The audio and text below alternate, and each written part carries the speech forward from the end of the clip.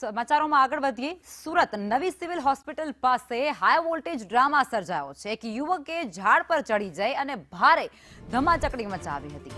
યુવકને ઝાડ પર ચડેલો જોઈ અને લોકોના ટોળા પણ ત્યાં ઉમટી પડ્યા. ફાયર વિભાગે ભારે જહેમત બાદ યુવકનું રેસ્ક્યુ કર્યું છે.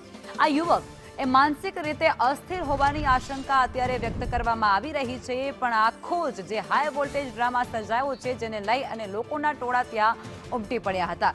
સંવાદદાતા જયેન્દ્ર અમારી સાથે જોડાઈ ગયા છે. જયેન્દ્ર, શું છે સંપૂર્ણ વિગત? બિલકુલ કે આ જે ઘટના છે આ સવારે બની હતી 9 થી 10 વાગ્યાની આસપાસ, જ્યાં એક યુવક હતો તે જૂની નવી સિવિલ હોસ્પિટલ જે આવી છે ત્યાં એક ઝાડ પર ચડી ગયો હતો અને હોવાળો મચાવ્યો હતો.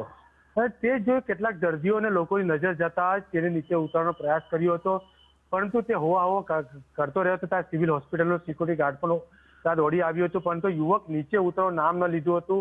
ત્યારે અંતે ફાયર વિભાગને જાણ કરતા મજૂરા ફાયર વિભાગની ગાડી ત્યાં આવી પહોંચી હતી. ત્યારબાદ ફાયર વિભાગ પર તેને જોઈને ચોંકી ગઈ હતી. ફાયર વિભાગે અંતે હાઇડ્રોલિક ગાડી એટલે ટીટીએલ મશીન જે તે બોલાવવાની ફરજ પડતી. ત્યારબાદ યુવકને ફાયર વિભાગની જે મોટી ગાડી છે તેના બાદ તેની મદદથી નીચે ઉતારવામાં આવ્યું હતું. તે યુવક જે છે માનસિક અસ્તર હોય તેવું લાગી રહ્યું હતું. હાલ યુવકને પોલીસને સોંપવામાં આવ્યું છે. પોલીસે પણ હાલ તે યુવકનો કબજો મેળવીને જે છે ખાસ કરીને તે સિવિલ હોસ્પિટલમાં સારવાર માટે ખસેડ્યો છે. ખાસ કરીને યુવક જે છે તે ખાસ કરીને માનસિક અસ્થિર હોય તેવું લાગી રહ્યું છે. પરંતુ પોણા કલાકથી 1 કલાકના હાઈ વોલ્ટેજ ડ્રામામાં આખું સિવિલ હોસ્પિટલ આ યુવકે માપે લીધું તેવી વાતો સામે આવી રહી છે. જી જયેન્દ્ર, આપ જોડાયેલા રહેજો. આપની પાસેથી અન્ય વિગતો મેળવીશું.